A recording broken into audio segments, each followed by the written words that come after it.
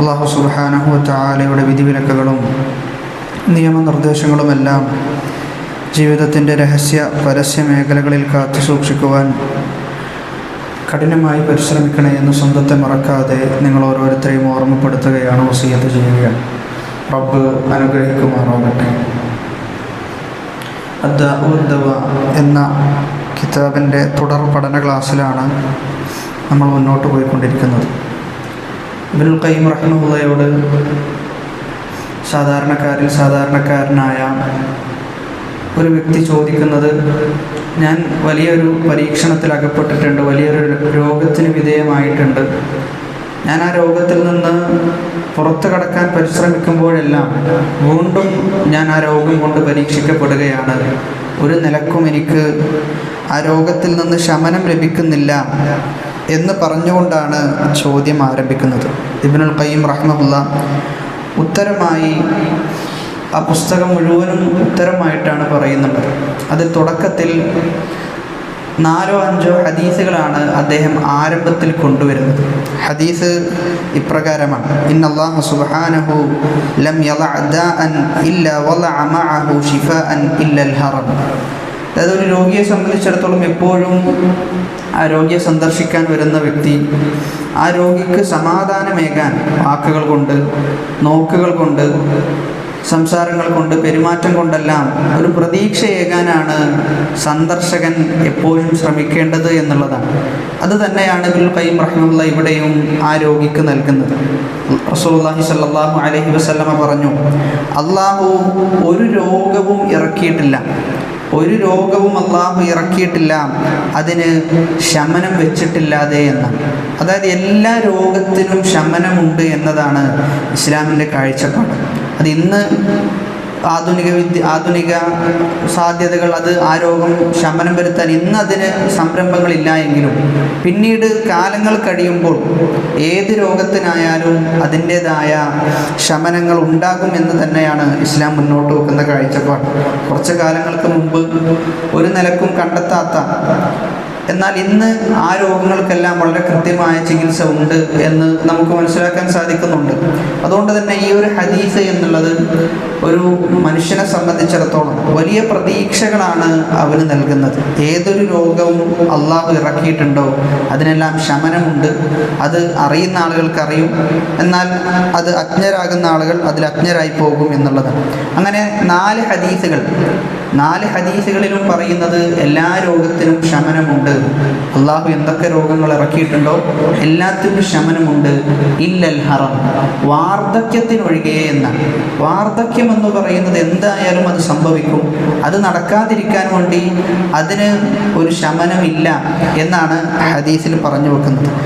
എന്നിട്ട് അവസാനം ഇബ്നുൽ ഖയ്യിം റഹിമഹുല്ലാ ഈ പറയുന്ന എല്ലാ ഹദീസുകളും ചേർത്ത് വെച്ചുകൊണ്ട് പറയുന്നത്, ഹാദാ യഅമ്മു അദ്വാ അൽ ഖൽബി വർ-റൂഹി വൽ ബദനി വഅദ്വിയതിഹാ.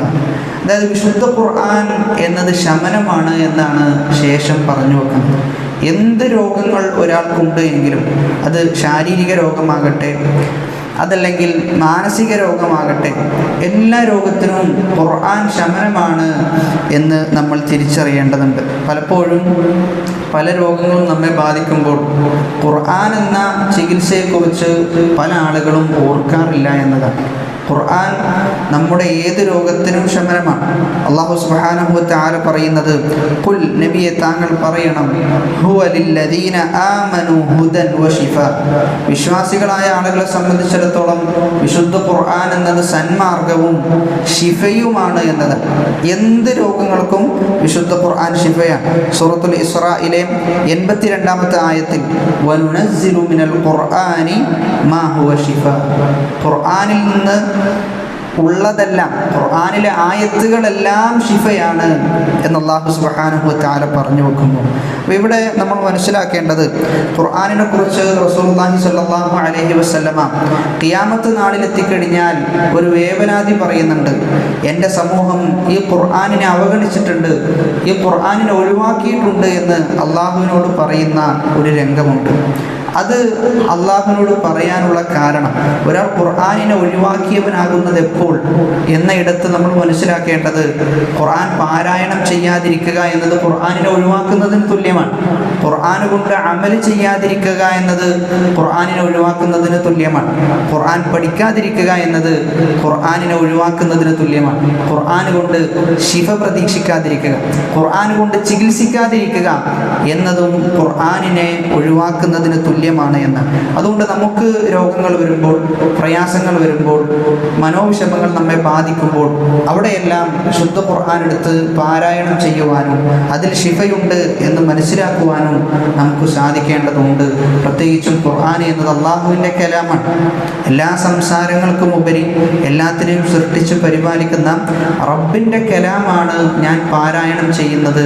അതിന് വല്ലാത്ത ബറക്കത്തുണ്ട് എന്നും അതിൽ ഖൈറുണ്ട് എന്നും നമ്മൾ ഉറച്ച് വിശ്വസിക്കേണ്ടതുണ്ട് എന്നാണ് പറഞ്ഞു വന്നതിൻ്റെ ചുരുക്കം.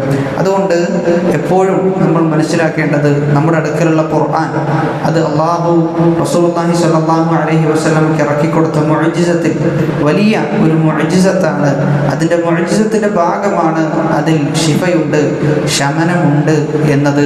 അതുകൊണ്ട് തന്നെ ഖുർആനിൻ്റെ വിഷയത്തിൽ ആ ശമനം എന്താണ്, എങ്ങനെയാണ് ഖുർആൻ കൊണ്ട് ചികിത്സിക്കുക, എന്നാൽ ചികിത്സിക്കുന്ന ആളുകളുടെ കൂട്ടത്തിൽ തന്നെ ചില ആളുകൾ വ്യാജന്മാരായ ചികിത്സക്കാരുണ്ട്, അത് എങ്ങനെയാണ് നമ്മൾ തിരിച്ചറിയുക ഇൻഷാ അല്ലാഹ് എന്നിത്യാദി കാര്യങ്ങൾ അടുത്ത ക്ലാസ്സിൽ സൂചിപ്പിക്കാനാണ് ഉദ്ദേശിക്കുന്നത്.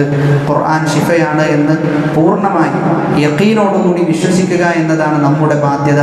അല്ലാഹു സുബ്ഹാനഹു വ തആല അനുഗ്രഹിക്കുമാറാകട്ടെ. വആഖിറു ദഅവാനാ അനിൽ ഹംദുലില്ലാഹി റബ്ബിൽ ആലമീൻ. വസ്സലാമു അലൈക്കും വറഹ്മത്തുള്ളാഹി